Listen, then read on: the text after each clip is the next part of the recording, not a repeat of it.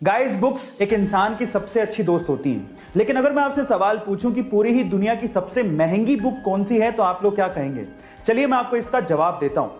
उस महंगी बुक का नाम है द कोडेक्स ऑफ लिसेस्टर, जिसे बिल गेट्स ने 1994 में लगभग 30.8 मिलियन डॉलर से खरीदा था, यानी कि 200 करोड़ रुपए के लगभग इसको खरीदा था। लेकिन आज के टाइम पे अगर इन्फ्लेशन जोड़ दिया जाए तो उसकी कीमत 53 मिलियन डॉलर्स के करीब है। इस बुक को लियोनार्डो द विंसी ने खुद ने लिखा था। गाइस, आपको ये इंफॉर्मेशन कैसी लगी चैट सेक्शन में जरूर लिखेगा।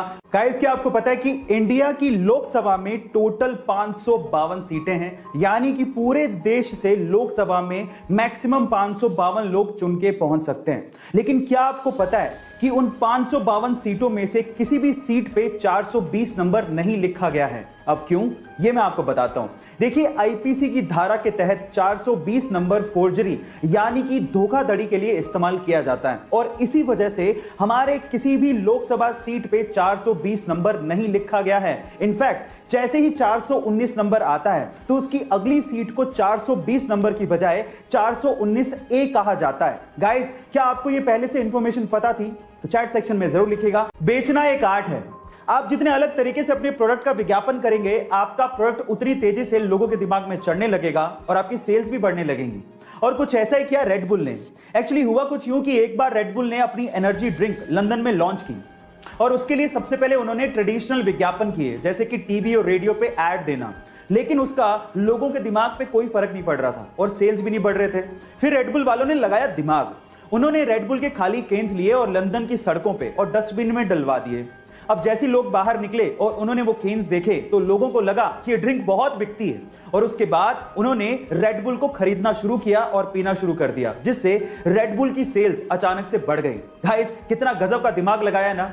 आपको ये आइडिया कैसा लगा चैट सेक्शन में जरूर लिखिए। इंडिया में जब भी किसी के पास पैसे होते हैं या फिर उनकी जेब अलाउ करती है, तो वो अपनी पसंदीदा गाड़ी खरीदने के लिए शोरूम पहुंच जाते हैं। वो ये भी नहीं सोचते कि इस गाड़ी को पार्क करने के लिए उनके पास पार्किंग प्लेस है या नहीं, ना ही शोरूम वाले पूछते हैं।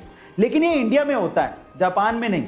गाइस, जापान में अगर आपको गाड़ी खरीदनी है तो आपको पहले स्थानीय पुलिस स्टेशन पहुंचकर पार्किंग के दस्तावेज जमा कराने पड़ेंगे।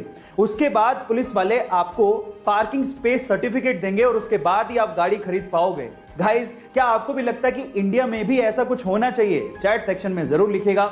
हम लोग भावात्मक तरीके से कई बार इंग्लिश को गलत बोलते हैं। कैसे? मैं आपको एग्जांपल के साथ बताता हूं। जैसे कि अगर किसी की शादी की सालगिरह है तो उसे मैरिज एनिवर्सरी नहीं कहते, उसे वेडिंग एनिवर्सरी कहते हैं। इसी तरह से अगर आप किसी चीज को फिर से इस्तेमाल कर रहे हो तो उसे सेकंड हैंड नहीं कहते, उसे यूज्ड कहते हैं। इसी तरह से अगर कोई मर जाता है तो उसे डाइड नहीं कहते, उसे पास्ड अवे कहते हैं। इसी तरह से अगर कोई गरीब है तो उसे पुअर नहीं कहते, उसे अंडर प्रिविलेज्ड कहते हैं। और फाइनली अगर कोई मोटा है तो उसे फैट नहीं कहते, उसे फुल फिगर्ड कहते हैं। गाइज, आपको इंग्लिश की ये नॉलेज कैसी लगी चैट सेक्शन में जरूर लिखेगा। गाइज, अगर आप किसी डॉक्टर के पास कभी गए हो तो आपको देखने के बाद वो एक पर्ची पर दवाई लिख के देता है, लेकिन दवाई लिखने के बाद ऊपर वो RX भी लिखता है। क्या आप उसका मतलब जानते हैं? इनफैक्ट बहुत सारे डॉक्टर्स भी उस RX का मतलब नहीं जानते। तो चलिए मैं आपको बताता हूं।